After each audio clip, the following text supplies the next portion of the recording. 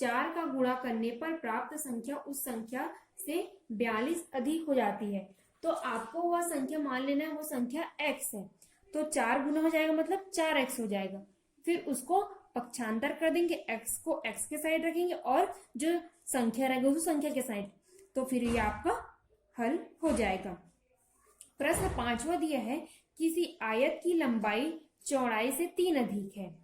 यदि आयत का परिमाप 30 सेंटीमीटर हो, आयत की लंबाई एवं चौड़ाई ज्ञात कीजिए।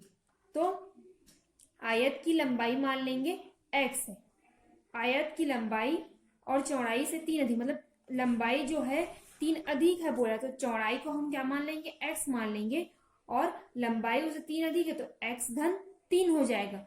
यदि आयत का परिमाप 30 सेंटीमीटर हो, आयत का परिमाप 30 सेंटीमीटर, तो आयत की लंबाई और चौड़ाई ज्ञात करना है।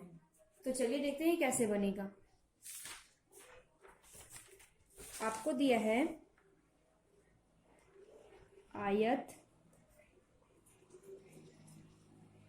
आयत की चौड़ाई x सेंटीमीटर है, लंबाई x धन 3 सेंटीमीटर होगी। क्यों होगी? क्योंकि प्रश्न में दिया है कि जो लंबाई है चौड़ाई से 3 अधिक है, तो x धन 3 हो जाएगा। प्रश्नानुसार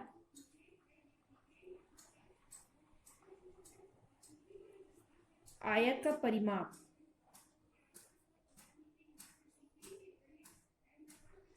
का परिमाप बराबर 2 गुणा लंबाई धन चौड़ाई। यह है आपका फॉर्मूला, सूत्र है आपका, 2 गुणा लंबाई धन चौड़ाई आयत का परिमाप का। तो 2 गुणा आपका लंबाई कितना दिया, यहाँ पे कोष्टक लगा लेंगे, लंबाई कितना दिया, x धन 3 दिया है, और आपका चौड़ाई दिया है x। तो इसे अब हल करते हैं। ये x और x 2x धन 3। अब 2 को अंदर गुणा करते हैं, तो 2 दूनी 4, तो 4x और 2 तिया 6,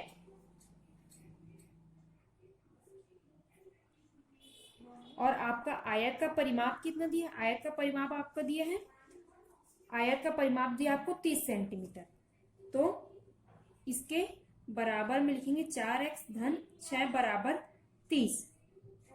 तो 4x बराबर 30 ऋण 6, तो 4x बराबर हो जाएगा आपका 30 में 6 घटाएंगे 24, x बराबर 24/4, 4 एकम 4, 4 दूनी 8, 4 तिया 12, 4 चम 16, 4 पंचे 20, 4 छक्के 24। तो x बराबर आ जाएगा 6।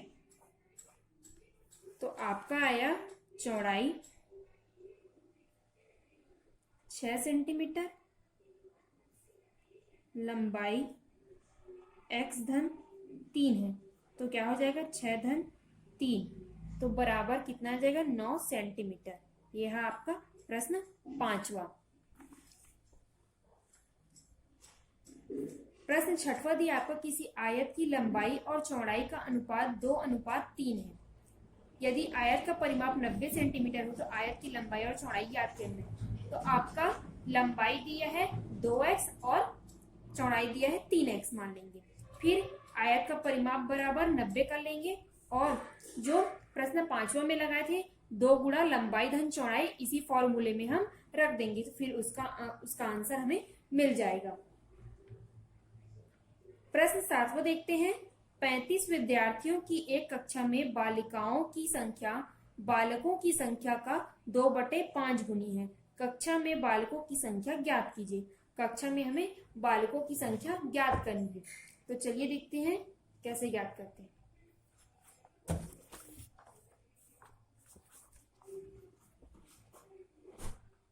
बालकों की संख्या कितनी दी है, बालकों की संख्या, तो बालकों की संख्या बराबर है x।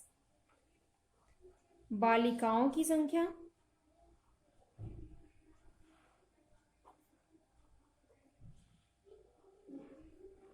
बालिकाओं की संख्या आपको दिया है 35 विद्यार्थियों की बालिकाओं की संख्या बालकों की संख्या की 2/5 गुनी है, तो 2/5 x है। फिर प्रश्नानुसार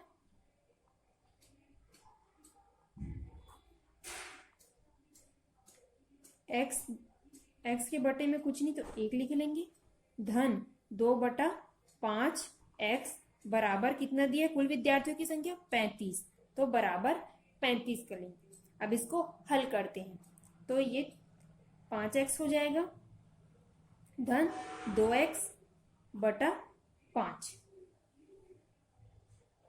बराबर 35, 5 2 7x हो जाएगा बटा 5 बराबर 35, 7x बराबर 35 गुणा 5, ये इधर पक्षांतर हो जाएगा, तो 7x बराबर 35 और 5 का गुणा करेंगे 175 आएगा, तो फिर x बराबर 175/7, तो x बराबर आ जाएगा 7 एकम 7, 7 दूनी 14, 7 के 21, तो 7 दूनी 14, फिर 17 में से 14 घटाएंगे तो 3 इधर आ जाएगा, तो ये क्या हो जाएगा 35, तो 7 पंचे 35, तो आपका आंसर कितना आ जाएगा 25। तो x का मान बालकों की संख्या कितनी है, बालकों की संख्या 25 है, तो बालिकाओं की संख्या